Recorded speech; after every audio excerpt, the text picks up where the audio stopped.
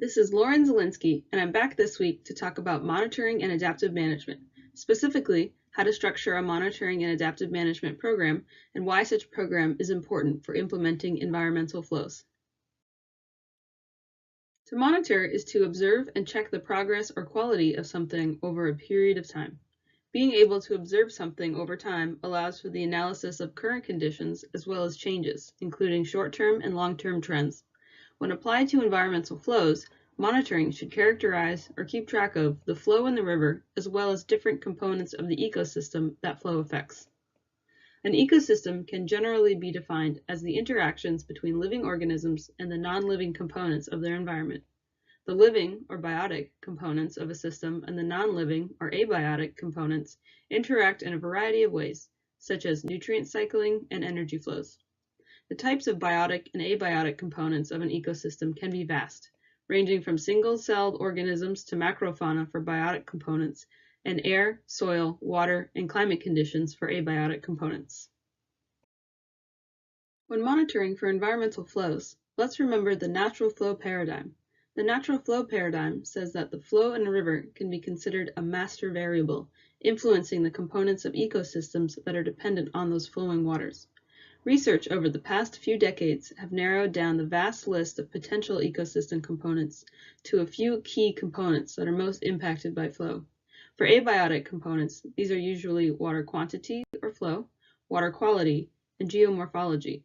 For biotic components, these are generally fish, macroinvertebrates, and vegetation. Let's not forget about the human component of ecosystems. This is important because humans have a dual role to play. They both influence the condition of an ecosystem as well as rely on the ecosystem for their own needs.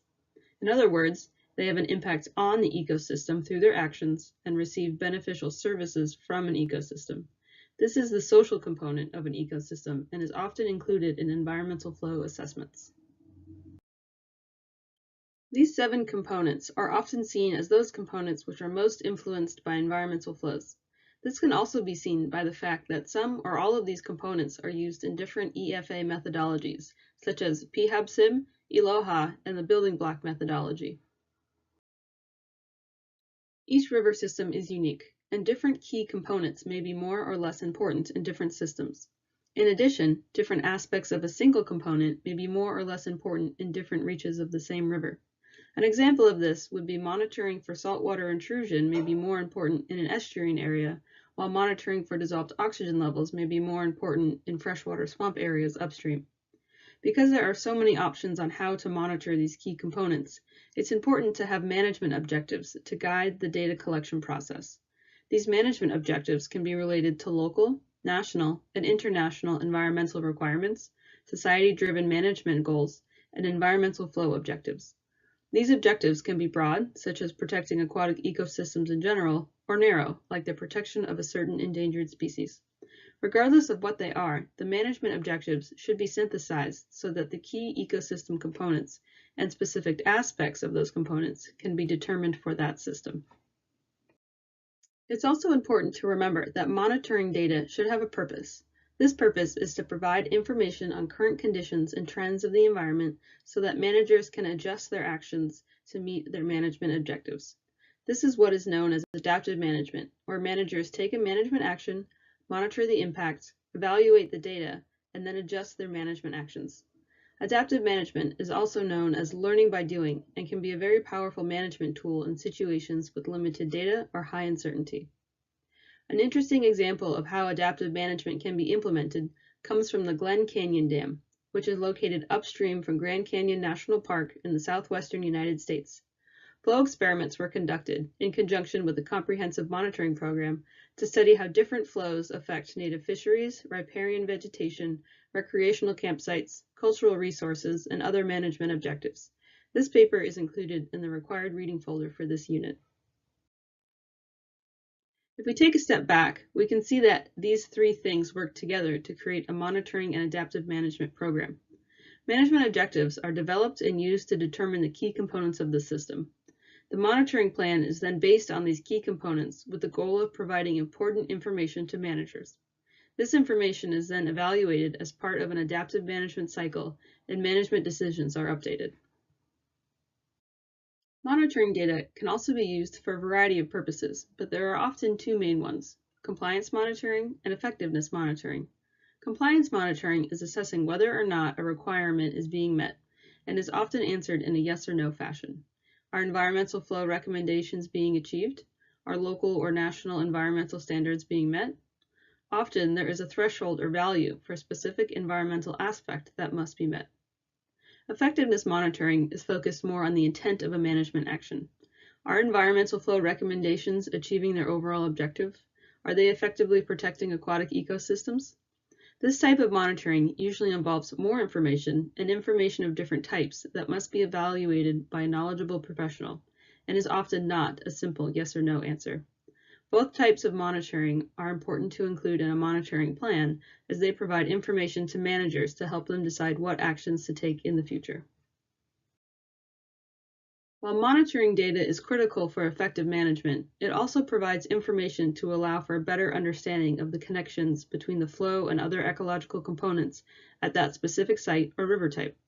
These connections are known as flow-ecology relationships and are the foundation for many EFA methodologies. As these flow-ecology relationships are better understood, future environmental flow assessments and recommendations can become more robust. Monitoring and adaptive management plans are very important for environmental flow implementation, but are often overlooked. One common reason is a shortage of financial or staff resources. While there are many ways to structure a monitoring plan, one way to do it is to break it up into multiple levels. Using this structure, each level has its own monitoring method to collect data at different intervals, with different resource costs, and by different groups of people. For this example, Level 1 can be thought of as citizen science efforts, where simple data collection efforts are being undertaken by trained volunteers. Level 2 is data collection performed by management agencies, where more detailed data is collected, but at a higher cost of resources.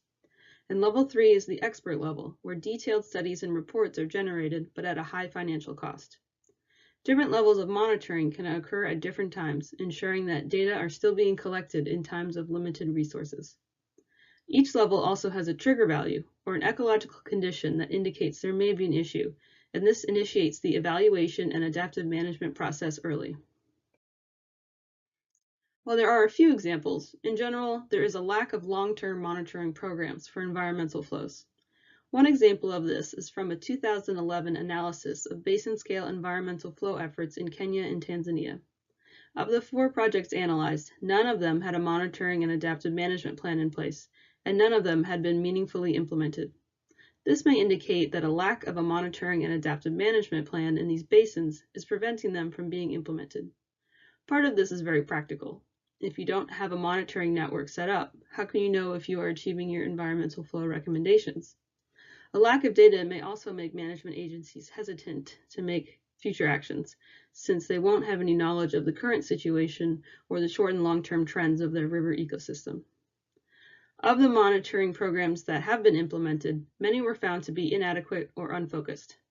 Alison King and her colleagues from Australia reviewed relevant literature in the current environmental flow monitoring programs to create recommendations on how to improve the performance, scientific robustness, and defensibility of these programs. Review the article in the required readings folder to see how these recommendations can be used to improve future monitoring and adaptive management programs. The take-home message from this lecture is that a monitoring and adaptive management program should be included in an environmental flow effort to help ensure effective implementation. The program should collect data on flow and those key ecosystem components that are impacted by flow. The data collected should be integrated into adaptive management decisions. And finally, a monitoring and adaptive management program can be adapted to different river systems and available resources. That is the end of this lecture. Thank you for your attention.